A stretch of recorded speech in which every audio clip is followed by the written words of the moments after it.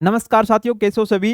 देखिए, आज अपने करेंगे यौगिक के बारे में। इससे पहले अपने तत्वों के बारे में चर्चा की थी, 2 वीडियो के माध्यम से। इसमें धातु, उपधातु है, अधातु है और इनसे कौन-कौन से प्रश्न बन सकते हैं जो आपके एग्ज़ाम में आ सकते हैं, चर्चा की।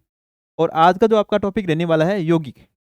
यौगिक क्या होती हैं और महत्वपूर्ण यौगिक कौन से हैं, जो आपके एग्ज़ाम में आ सकते हैं, इन सभी की चर्चा अपन इस करने वाले हैं। तो चलिए स्टार्ट करते हैं आज का टॉपिक यौगिक के बारे में। देखिएगा, यौगिक होते क्या हैं?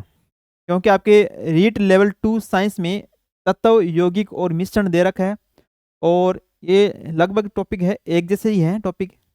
थोड़ी बहुत इसके अंदर अलग है चीज़ें, वो अपने साथ में चर्चा करते रहेंगे क्या-क्या चीज़ है इसके अंदर। और इसमें देखिएगा यौगिक क्या होते हैं?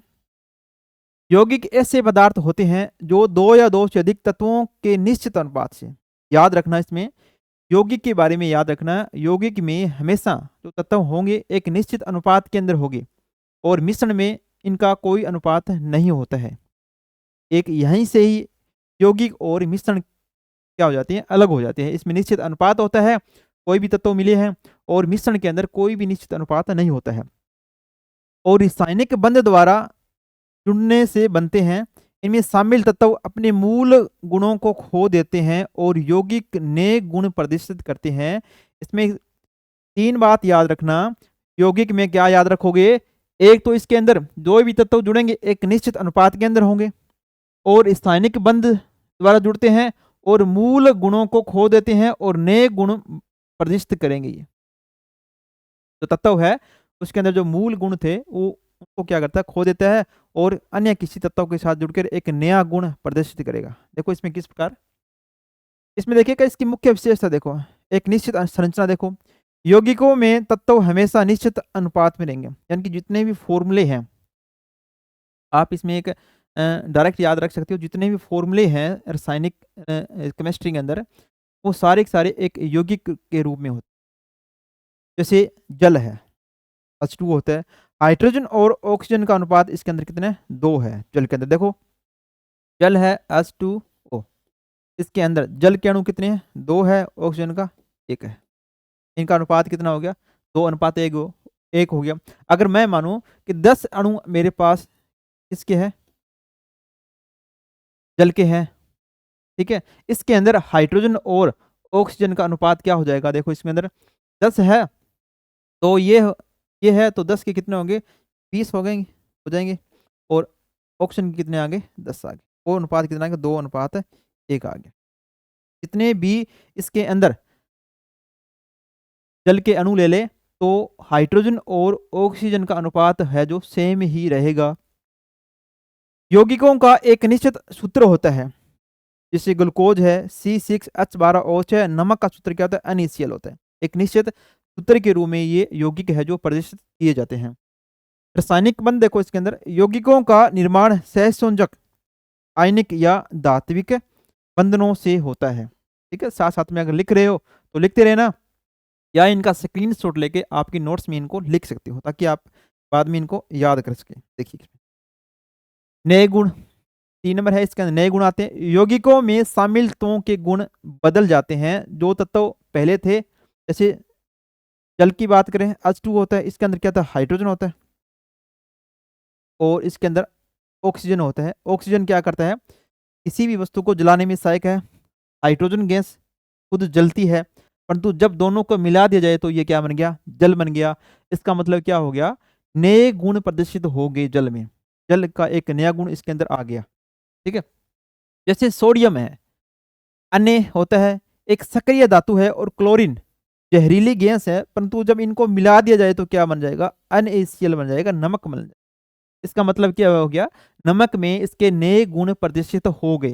पहले Na सोडियम था, एक सक्रिय धातु है जो कि स्वतंत्र रूप से इनको नहीं रख सकते। जो हमें तत्वों के बारे में पढ़ा था उसमें जाना था, पोटेशियम सबसे अधिक सक्रिय है, उसके बाद सोडियम का नाम आता है।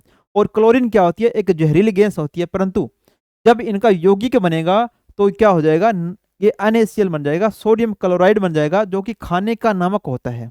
तो इसके क्या हो गए? गुण चेंज हो गए।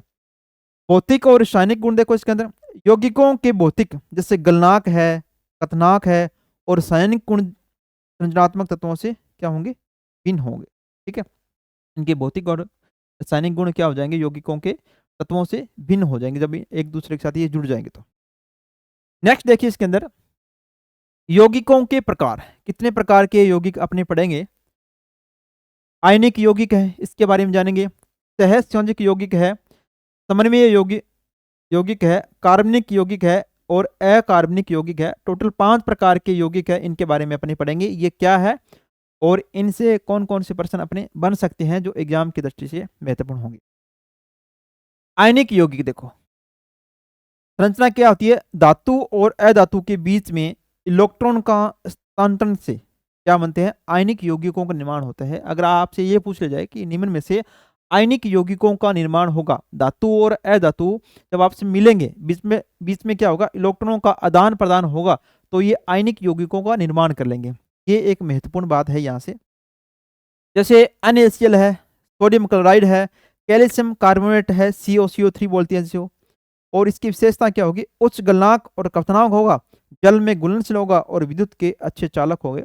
इनमें आपको आयनिक यौगिकों के बारे में केवल एक बात याद रखना, ये धातु और अधातु के बीच इलेक्ट्रॉन के आदान प्रदान से बनते हैं। ठीक है, यहाँ से डायरेक्ट प्रश्न आपसे बन सकता है। चलिए नेक्स्ट देखिए, सहज संयोजक यौगिक क्या होते हैं। सहज संयोजक यौगिक, इनकी संरचना किस प्रकार होगी, 2 या 2 से अधिक अधातु तत्व, इसमें केवल अधातु आएंगे।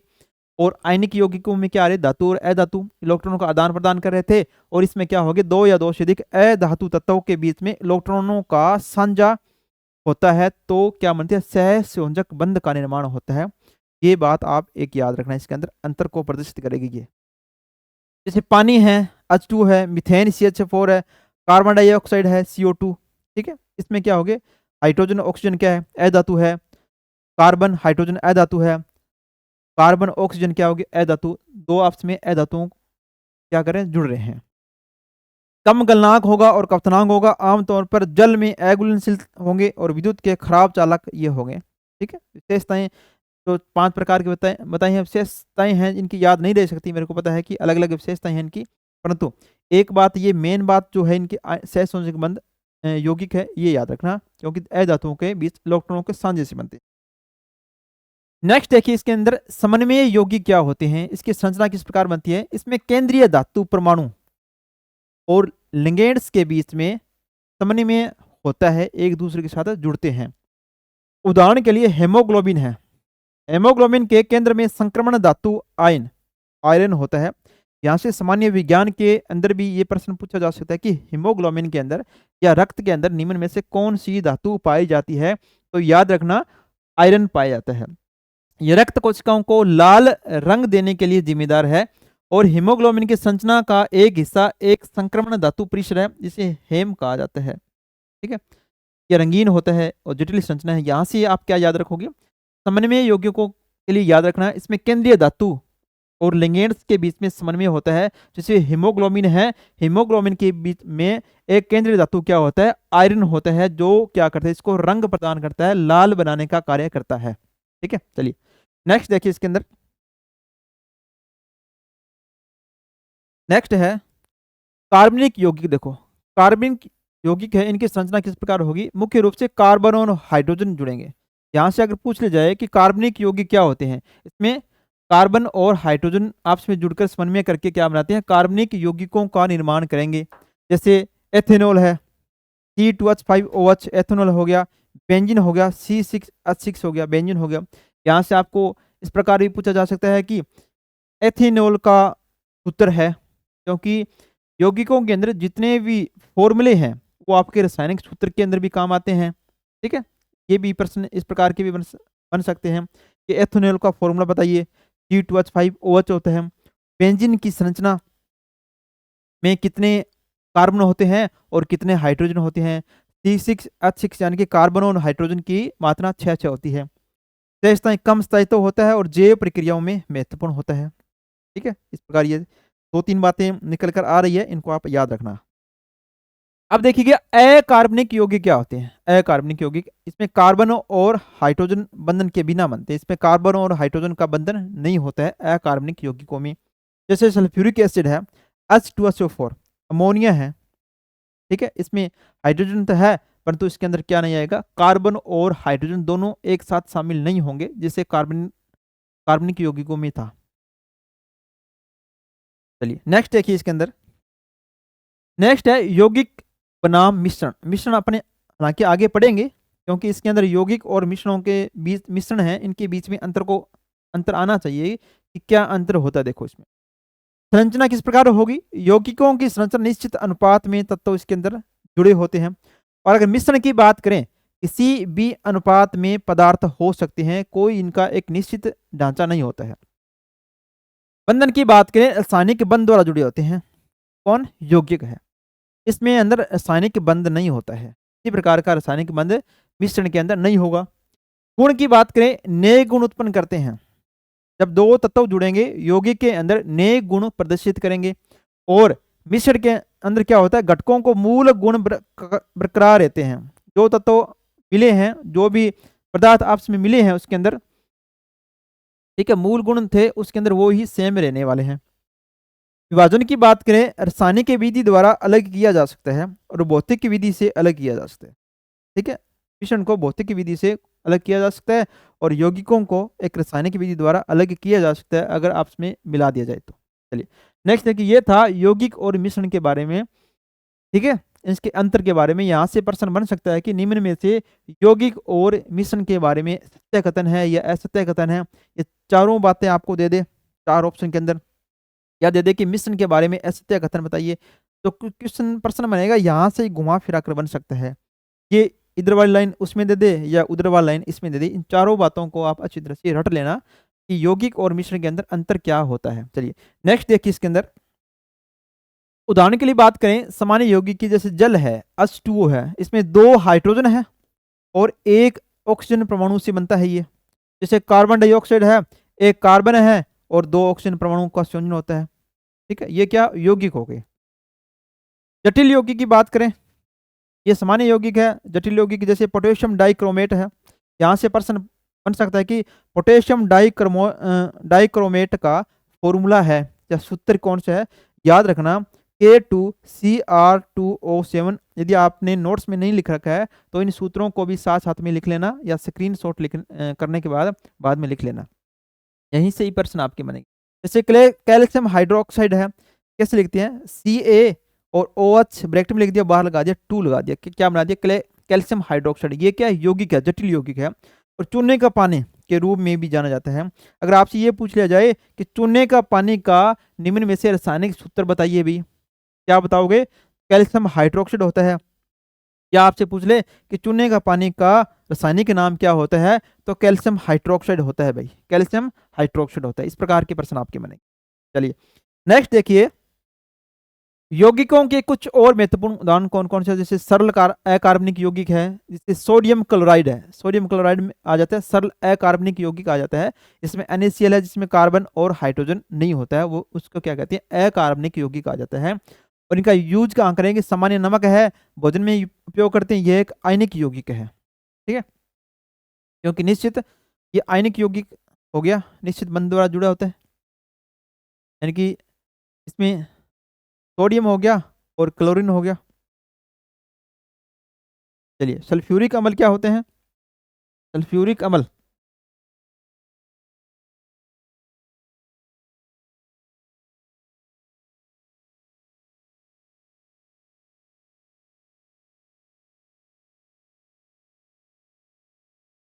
सल्फ्यूरिक अम्ल देखिए, इसमें किंग ऑफ केमिकल कहते हैं, रसायनों का राजा। कई बार प्रश्न आया हुआ है कि निम्न में से रसायनों का राजा किसे कहते हैं, तो सल्फ्यूरिक अम्ल को कहते हैं। H2SO4 होता है। इसका उपयोग बैटरियों और उर्वरकों में किया जाता है, किसका, सल्फ्यूरिक अम्ल का। अमोनिया है, यह एक गैसीय यौगिक है, इसका उपयोग उर्वरक और सफाई उत्पादों में किया जाता है, अमोनिया। ठीक है, मैक्सिमम इसके आप जो फॉर्मूले हैं उनको याद रखना और इसके उपयोग कहाँ होते हैं थोड़े बहुत ये याद रखना, इससे संबंधित ही प्रश्न आपके एग्जाम में बनते हैं। चलिए नेक्स्ट देखिए, जैसे कैल्शियम कार्बोनेट है, चूने का पत्थर इसको बोलते हैं, संगमरमर का मुख्य घटक है। संगमरमर का अगर फॉर्मूला पूछ लिया जाए तो ये आता है कैल्शियम कार्बोनेट। इसमें मुख्य घटक क्या होता है, कैल्शियम कार्बोनेट होता है। और चूना पत्थर होता है, इसका भी क्या होता है, कैल्शियम कार्बोनेट होता है। इसका उपयोग सीमेंट और चाक बनाने में किया जाता है। किसमें?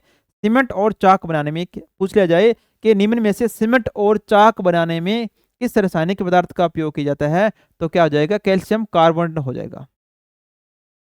या चूना पत्थर है, संगमरमर है, ठीक है, एक सामान्य नाम है इसके। कार्बन डाइऑक्साइड देखिए, पौधों के लिए प्रकाश संश्लेषण का काम क्या करती है? कार्बन डाइऑक्साइड करती है। और शीतल पेयों में भी, शीतल पेय है जो अपनी पीती है, उसमें अंदर क्या होता है?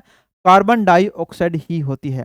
यहां से प्रश्न बनता है कि शीतल पेय में निम्न में से किस गैस का इस्तेमाल किया जाता है, तो कार्बन डाइऑक्साइड का इस्तेमाल किया जाता है। या पूछ लिया जाए पौधों के लिए प्रकाश संश्लेषण में निम्न में से कौन सी गैस सहायक है, तो कार्बन डाइऑक्साइड गैस सहायक है। इस प्रकार के प्रश्न आपके बनते हैं। चलिए नेक्स्ट देखिए, सरल कार्बनिक यौगिक क्या होते हैं? जैसे मीथेन है। प्राकृतिक गैस का मुख्य घटक क्या होता है? मीथेन होता है। इसमें ग्रीन हाउस गैस कहते हैं। निम्न में से किस गैस को ग्रीन हाउस गैस कहा जाता है, तो मीथेन को कहा जाता है CH4। याद रखना। एथेनॉल है, एल्कोहल का मुख्य घटक होता है और इसे ईंधन और सैनिटाइजर में भी इसका उपयोग किया जाता है। यहां से प्रश्न बनेगा कि निम्न में से एल्कोहल का प्रमुख घटक कौन सा है, तो एथेनॉल होता है। तो एथेनॉल का रासायनिक सूत्र क्या होता है? C2H5OH। याद रखना। एसीटोन देखो, ये कार्बनिक विलायक है। इसका उपयोग नेल पॉलिश रिमूवर में किया जाता है। नेल पॉलिश को हटाने के लिए किसका यूज करेंगे? एसीटोन का यूज करेंगे। और एसीटोन का फॉर्मूला याद रखना, CH3COCH3 होता है। ठीक है, CH3COCH3 प्रकार इसका फॉर्मूला आपने क्या लिखते हैं? अगर कार्बनिक लिखे इस प्रकार आप याद कर सकते हो इनको। अगर इस प्रकार याद ना रहे प्रकार इसको याद कर सकते हो। ठीक है, CH3COCH3 होता है, एसीटोन होता है। ठीक है, चलिए ग्लूकोज है, C6H12OH है। यह ऊर्जा का मुख्य स्रोत है। हमारे शरीर के अंदर भी ग्लूकोज एकत्रित होता है। जैसे हम भोजन वगैरह खाते हैं तो ग्लूकोज एकत्रित होता रहता है। ठीक है, ग्लाइकोजनिक रूप में जब भी हमारे शरीर को आवश्यकता पड़ती है तो वो फिर ग्लाइकोजन से ग्लूकोज हमारे शरीर, हमारी जो हमारे अंदर का सिस्टम है वो भेजता रहता है और हमें ताकत देता रहता है। पौधों और जानवरों में व्यापक रूप से पाया जाता है। क्या पाया जाता है? ग्लूकोज पाया जाता है। यहाँ से पूछ लिया जाए कि निम्न में से ग्लूकोज का रासायनिक सूत्र बताइए भैया, क्या होगा? C6H12O6 होता है। एसिटिक एसिड देखो इसके अंदर, एसिटिक एसिड सिरका का मुख्य घटक है। विनेगर बोलते हैं। दोनों नाम आप याद रखना। विनेगर है, ये पूछ ले कि विनेगर का मुख्य घटक है, या पूछ ले विनेगर का रासायनिक सूत्र है, तो क्या हो जाएगा? एसिटिक एसिड हो जाएगा, CH3COOH। खाद्य संरक्षण और स्वाद में उपयोग होता है। खाद्य संरक्षण और स्वाद में उपयोग, स्वाद में। ठीक है, ये इसका उपयोग खाद्य संरक्षण में किया जाता है। जैसे अचार को संरक्षण रखना है, या ऐसी वस्तु है, हमें पता है कि ऐसी वस्तु है लंबे टाइम तक नहीं रह सकती, तो उसमें क्या मिलाया जाता है? सिरका मिलाया जाता है। ठीक है, एसिटिक एसिड इसमें मिला दिया जाता है ताकि ये लंबे समय तक अच्छी बनी रहे, जिस अवस्था में उसी अवस्था में बनी रहे। चलिए नेक्स्ट देखिए इसके अंदर। नेक्स्ट है जटिल अकार्बनिक यौगिक को देखो कौन कौन से हैं। जैसे पोटेशियम परमैंगनेट है, KMnO4 है। ये एक ऑक्सीडाइजिंग एजेंट है। जल शोधन और एंटीसेप्टिक के रूप में इसका यूज किया जाता है। किसका? पोटेशियम परमैंगनेट का यूज कहाँ किया जाता है? प्रश्न यहाँ से बनेगा, निम्न में से जल शोधन और एंटीसेप्टिक के रूप में किसका उपयोग किया जाता है? तो पोटेशियम परमैंगनेट का यूज किया जाता है। इसका रासायनिक सूत्र क्या है दोस्तों? KMnO4 है। चलिए नेक्स्ट देखिए, सोडियम बाइकार्बोनेट। बहुत बार प्रश्न पूछा हुआ है कि सोडियम बाइकार्बोनेट का फॉर्मूला क्या है, या पूछ लिया बेकिंग सोडे का फॉर्मूला क्या है, या पूछ लिया खाने का सोडे का फॉर्मूला क्या है, तो क्या होता है? NaHCO3, sodium hydrogen carbonate. ठीक है, क्या बोलते हैं इसको? सोडियम, ये सोडियम हो गया, या हाइड्रोजन हो गया, और कार्बोनेट हो गया, ये भी नाम होता है इसका। कैल्शियम हाइड्रोक्साइड देखिए, चूने का पानी। अम्लों के साथ प्रतिक्रिया में इसका यूज किया जाता है।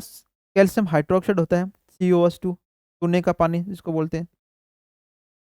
फिर सल्फेट देखिएगा, FeSO4, ग्रीन विट्रियोल कहा जाता है, हरा विट्रियोल। ठीक है, आयरन की कमी को दूर करने के लिए इसका यूज किया जाता है। फिर से सल्फेट का। मैग्नीशियम सल्फेट होता है, एप्सम सोल्ट कहा जाता है। यहाँ से देखो ये जो नाम है आप ये याद रखना कि निम्न में से एप्सम सोल्ट का रासायनिक फॉर्मूला है, ये पूछ ले क्या बोलोगे? मैग्नीशियम सल्फेट होता है भैया, MgSO4। या पूछ ले ग्रीन विट्रियोल किसे कहेंगे, तो फेरस सल्फेट होगा, FeSO4 कहते हैं। और मैग्नीशियम सल्फेट का यूज कहाँ करेंगे? दर्द निवारण और मांसपेशियों को आराम देने के लिए इसका उपयोग किया जाता है, मैग्नीशियम सल्फेट का। एक बार देख लीजिए, और साथ साथ में इनका स्क्रीन शॉट भी आप ले सकते हो ताकि बाद में आप इनको नोट्स में लिख सकें और याद कर सकें, क्योंकि प्रश्न बनते हैं मोस्टली इसी ही बनेंगे आपके। चलिए नेक्स्ट देखिए, जटिल कार्बनिक यौगिक क्या होते हैं? ये डीएनए है, आपने सुना होगा डीएनए टेस्ट, ठीक है। यह जीवन की आनुवंशिक जानकारी को क्या करता है? संग्रहित करता है। तो इसी वजह से क्या किया जाता है? डीएनए टेस्ट किया जाता है, क्योंकि डीएनए के अंदर क्या होता है, उसकी संबंधित जीवन की जितनी भी जानकारी है उसके अंदर होती है, ठीक है। जो भी एक रक्त का ले लिया, रक्त का सैंपल ले लिया, चाहे चमड़ी का सैंपल ले लिया, तो उसके अंदर क्या हो गया, जो उसके पूर्वज वगैरह की जानकारी, जैसे कई बार क्या होता है कि इस प्रकार एक्सीडेंट हो जाता है कि वो पता नहीं चलता कि ये बॉडी किसकी है, तो इसका क्या किया जाता है? डीएनए टेस्ट किया जाता है, और डीएनए टेस्ट के माध्यम से ये पता चल जाता है कि ये फलाने, ठीक है, की बॉडी है, क्योंकि दोनों तरफ डीएनए टेस्ट किया जाएगा एक परिवार का, ठीक है। 2 या 3 बंदे इस प्रकार के हैं, सुलझे हुए हैं, पता नहीं चल रहा है कि किसकी ये बॉडी है, तो सभी का किया जाएगा, डीएनए टेस्ट किया जाएगा। डीएनए टेस्ट करने से क्या होगा, ये पता चल जाएगा कि ये बॉडी किस, ठीक है, क्योंकि इसमें डीएनए टेस्ट करने से क्या होता है कि पूर्वज है ये पता चल जाता है कि ये यहाँ से है। चलिए प्रोटीन क्या होता है? अमीनो एसिड से बने होते हैं, ये शरीर की संरचना और कार्यों के लिए आवश्यक होते हैं। प्रोटीन प्रोटीन भी क्या होते हैं? एक यौगिक के रूप में होते हैं। कौन? प्रोटीन। देखिए एडिनोसिन ट्राइफॉस्फेट, एटीपी की फुल फॉर्म क्या होती है? कई बार पूछा हुआ है एग्जाम में कि एटीपी की फुल फॉर्म क्या होती है? ऊर्जा का जो मुख्य स्रोत होता है एटीपी, इसको क्या बोलते हैं? एडिनोसिन ट्राइफॉस्फेट बोला जाता है। लिपिड्स देखिए, लिपिड्स किसके बनाते हैं? वसा और तेल से। जो कोशिका झिल्ली के निर्माण में मदद करते हैं, कौन करते हैं? लिपिड्स करते हैं, जो कि वसा और तेल से बने होते हैं। और कार्बोहाइड्रेट्स ऊर्जा प्रदान करने वाली यौगिक है, जैसे ग्लूकोज है, फ्रेक्टोज है, सुक्रोज है, इसके प्रमुख उदाहरण हैं किसके? कार्बोहाइड्रेट के, जो क्या करते हैं? ऊर्जा प्रदान करने का कार्य करते हैं। चलिए नेक्स्ट देखिए, इसके अंदर शिष्ट यौगिक देखिए, शिष्ट यौगिक में आता है ओजोन। वायुमंडल में सूर्य की पैराबैंगनी किरणों को बचाने का कार्य कौन करता है? ओजोन परत करती है, जो कि वायुमंडल के अंदर है, ठीक है। सूर्य से जो पैराबैंगनी किरणें आ रही हैं उनको क्या करती है? ओजोन परत जो होती है उसको सोख लेती है, तो पृथ्वी तक आने से रोकती है, क्योंकि पैराबैंगनी किरणें जब सीधे आएगी तो इसमें चर्म रोग वगैरह अन्य रोग होने के खतरे रहते हैं। ये बचाने का कार्य कौन करता है? ओजोन परत करती है, और उसको क्या लिखते हैं? ओजोन को O3 लिखते हैं। O2 लिख दिया तो ऑक्सीजन है, O3 लिख दिया तो ओजोन बन जाएगा। हाइड्रोजन पेरोक्साइड देखिए, H2O2, रोगाणुनाशक और ब्लीचिंग एजेंट के रूप में किया जाता है, हाइड्रोजन पेरोक्साइड होता है। और इसका यूज कहाँ किया जाता है? हाइड्रोजन रोगाणुनाशक और ब्लीचिंग एजेंट में करेंगे। इसके अलावा इसका यूज कहाँ करेंगे? किसी भी चित्र आदि को चमकाने के लिए हाइड्रोजन पेरोक्साइड का यूज किया जाता है, याद रखना। सिलिकॉन डाइऑक्साइड, SiO2 जिसको बोलते हैं, रेत और क्वार्ट्ज का एक मुख्य घटक कौन सा है? सिलिकॉन डाइऑक्साइड होता है। यूरिया देखिए, उर्वरक है, उसके अंदर इसका यूज किया जाता है, किसका? यूरिया का किया जाता है। ये आपसे पूछा जा सकता है कि यूरिया का रासायनिक फॉर्मूला क्या होता है? NH2CO NH2 होता है, किसका? यूरिया का, याद रखना। ये फॉर्मूले हैं जितने भी, इनके फॉर्मूले याद रखना, और इसका उपयोग कहाँ किया जाता है, ये आपको अगर अच्छी तरह से याद है यौगिकों में, तो आपका सवाल गलत नहीं होने वाला। चलिए नेक्स्ट देखिए, इसके अलावा कुछ और महत्वपूर्ण है यौगिक सूत्र और उनके उपयोग कहाँ होते हैं। जैसे कास्टिक सोडा है, इसको क्या बोलते हैं? सोडियम हाइड्रोक्साइड बोलते हैं, NaOH बोलते हैं। साबुन और डिटर्जेंट बनाने में, सूती वस्त्रों को चमकाने में, कृत्रिम रेशम रियोन निर्माण में किया जाता है। और पेट्रोलियम उत्पादों के शोधन में किसका यूज करेंगे? कास्टिक सोडा का यूज किया जाता है, NaOH बोला जाता है, सोडियम हाइड्रोक्साइड का। इसके अलावा देखो कास्टिक पोटास है, पोटेशियम हाइड्रोक्साइड जिसे बोलते हैं, KOH, ये काम आता है मृदु साबुन बनाने में। और ये CO2 कार्बन डाइऑक्साइड और सल्फर डाइऑक्साइड गैस के अवशोषक के रूप में भी इसका यूज किया जाता है। यहाँ से याद रखना, तो साबुन और डिटर्जेंट बनाने में किसका यूज करेंगे? पोटेशियम हाइड्रोक्साइड का। अगर ये पूछ ले जाए कि मृदु साबुन बनाने में निम्न में से किसका उपयोग किया जाता है, तो आप क्या बोलोगे, कास्टिक पोटास बोलोगे या इसका बोलोगे कि पोटेशियम हाइड्रोक्साइड का यूज किया जाता है। और इसका फॉर्मूला याद रखना KOH है। क्या है? KOH। पोटेशियम हाइड्रोक्साइड है, इसका उपयोग करेंगे मृदु साबुन बनाने में। चलिए नेक्स्ट देखिए इसके अंदर। नेक्स्ट है धावन सोडा, धोने का सोडा, ठीक है, कपड़े धोने का सोडा का फॉर्मूला क्या होगा, Na2CO3 10H2 होता है। और इसमें याद रखना खाने का सोडा आपने पढ़ा है NaH, क्या होता है NaHCO3। ये तो हो गया खाने का सोडा। और Na2CO3 10H2 आ रहा है, जल के अणु साथ में जुड़ रहे हैं, ठीक है। और इसके अंदर एक क्या जुड़ गया, हाइड्रोजन जुड़ गया इसके अंदर। तो ये क्या बन गया, हाइड्रोजन। इसके अंदर तो हाइड्रोजन जुड़ गया और इसके अंदर जल के अणु आ रहे हैं। तो इसका मतलब ये हुआ दावन सोडा, अब वास्तविक सोडा को क्या पढ़ोगे आप, Na2CO3 10H2 है, ठीक है, धोने का सोडा है। और NaCO3 है, ये खाने का सोडा है। ये क्या काम कहाँ आता है, जल की कठोरता को दूर करने के लिए पेट्रोलियम के शुद्धिकरण में इसका यूज होगा। और वाशिंग सोडा पानी में उपस्थित कैल्शियम और मैग्नीशियम आयनों को हटाकर पानी को मृदु बनाने का कार्य करता है। किस प्रकार की गंदगी को हटाने का कार्य करेगा, कैल्शियम और मैग्नीशियम आयनों को हटाने का कार्य करेगा। यहाँ से अगर गहराई से पूछे आपको तो ये बन सकता है निम्न में से वाशिंग सोडा है या दावन सोडा है, किस प्रकार की गंदगी को हटाने के लिए काम आता है, कैल्शियम और मैग्नीशियम के आयनों को हटाकर पानी को क्या करता है, मृदु बनाने का कार्य करता है, ठीक है, washing soda. Baking soda sodium bicarbonate जिसको बोला जाता है NaCO3 है।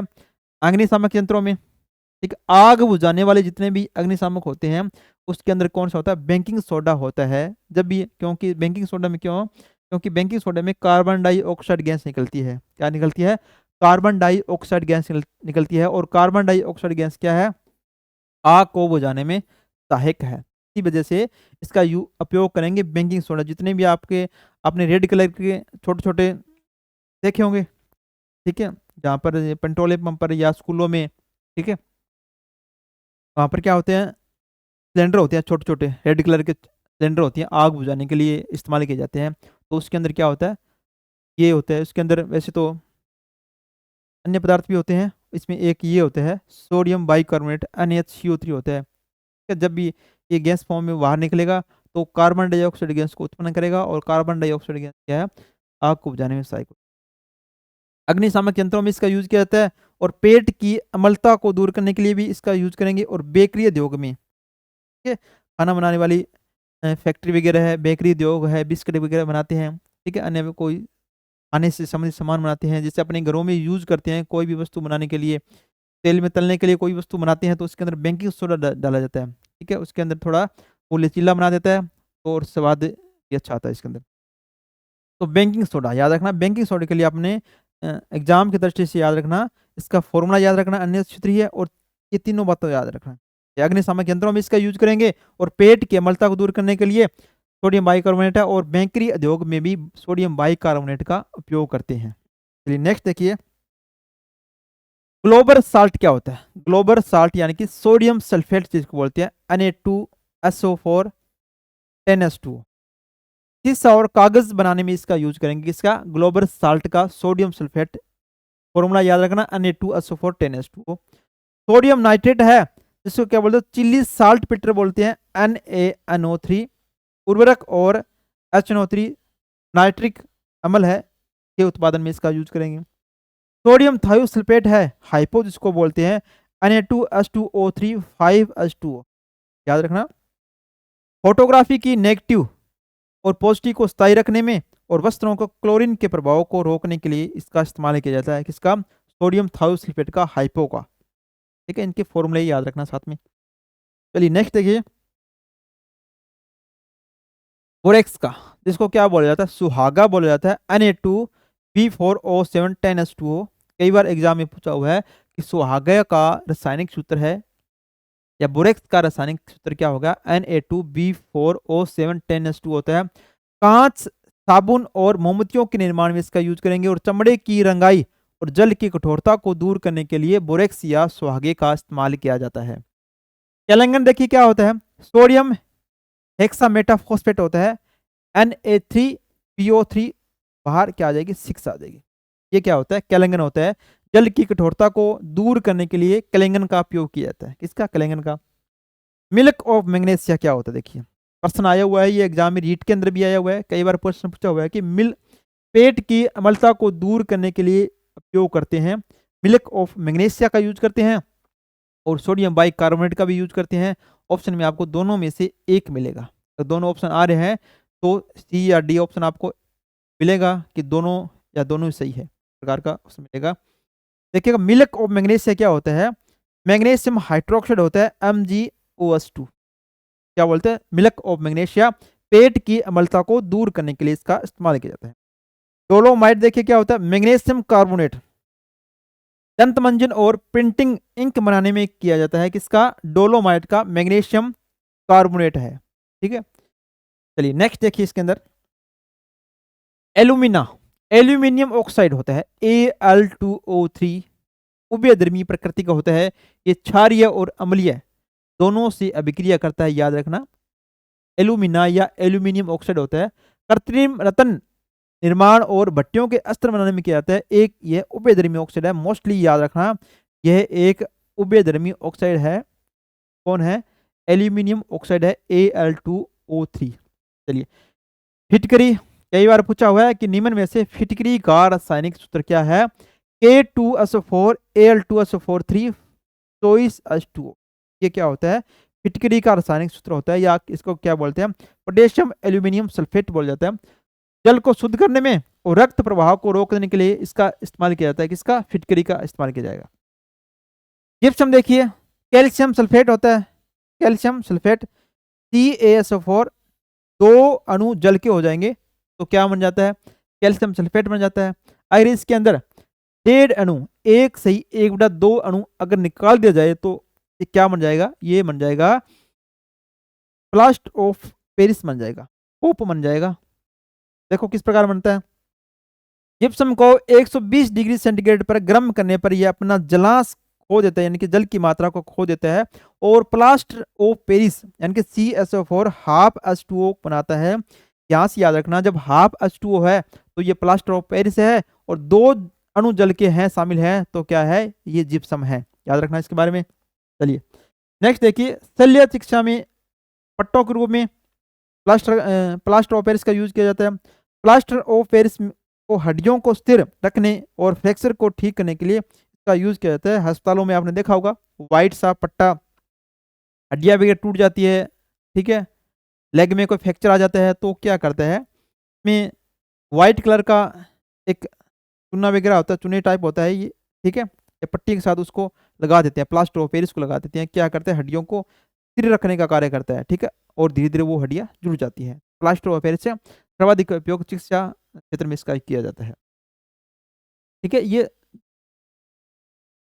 12, 13, 14 नंबर है, ये वेरी वेरी इंपॉर्टेंट है। यहाँ से प्रश्न हमेशा किसी न किसी एग्जाम में जरूर बनता है, तो याद रखना। चलिए नेक्स्ट देखिए इसके अंदर, नेक्स्ट है विरंजक चूर्ण। जो पिछली बार प्रश्न आया हुआ था, विरंजक चूर्ण में क्या शामिल होता है, तो फॉर्मूला पूछ लिया जाएगा, पूछा था CaOSOCl2, कैल्शियम हाइपोक्लोराइड जिसको बोलती है विरंजक चूर्ण।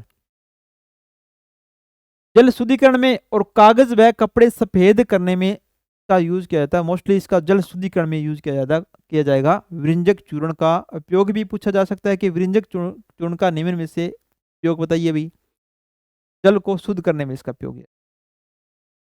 या इसमें पूछा हुआ था विरंजक चूर्ण का, विरंजक चूर्ण में निम्न में से कौन सा घटक शामिल है, तो इसमें 4-5 फॉर्मूले इस प्रकार के दिए हुए थे, तो ये इसका ऑप्शन था वो सही था, CaOCl2। रीट मेंस के अंदर 2023 में प्रश्न पूछा। पोटेशियम परमैंगनेट लाल दवा, यहां से प्रश्न पूछा जा सकता है कि पोटेशियम परमैंगनेट में कौन सा घटक है, KMnO4 है, या पूछ लिया जाए कि लाल दवा में निम्न में से कौन सा घटक शामिल है, तो क्या है, KMnO4। याद रखना, पोटेशियम परमैंगनेट। जल शुद्धिकरण और ऑक्सीकरण में इसका यूज किया जाता है। जूठा सोना आयरन सल्फाइड है, फेक सोना जिसे बोलते हैं, FeS2 होता है। धातु विज्ञान में इसका यूज किया जाता है। हरा कैसिस फेर सल्फेट यानी कि ग्रीन विट्रियोल क्या होता है, FeSO4 7S2 होता है, या FeSO4 भी लिखा होता है।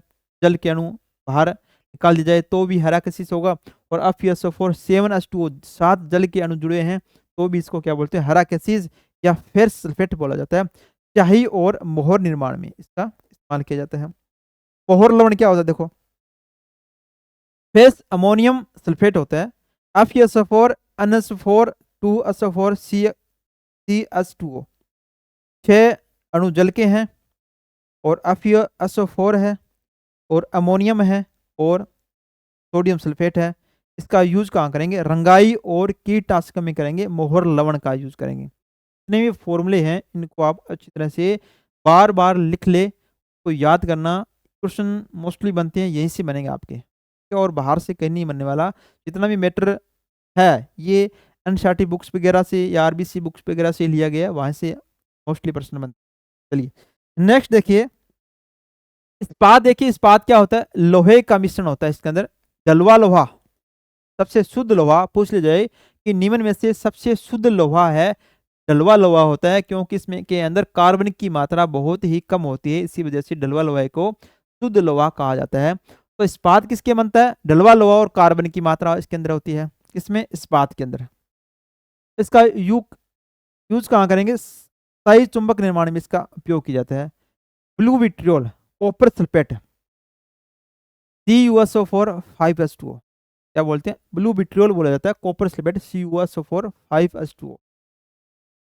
जिंक ऑक्साइड देखिए, ZnO, मलहम और कृत्रिम दांत निर्माण में यूज किया जाता है जिंक ऑक्साइड का, ZnO। और लिथोफोन जिंक सल्फाइड है, ZnS जिसको बोलते हैं, और बेरियम PSO4 से मिलकर क्या बनता है, जिंक सल्फाइड का निर्माण होता है, लिथोफोन का निर्माण होता है, नहीं लिथोफोन सॉरी। यहां से आपको याद रखना है कि लिथोफोन क्या होता है, लिथोफोन क्या होता है, इसके अंदर जिंक सल्फाइड होता है और बेरियम सल्फेट होता है।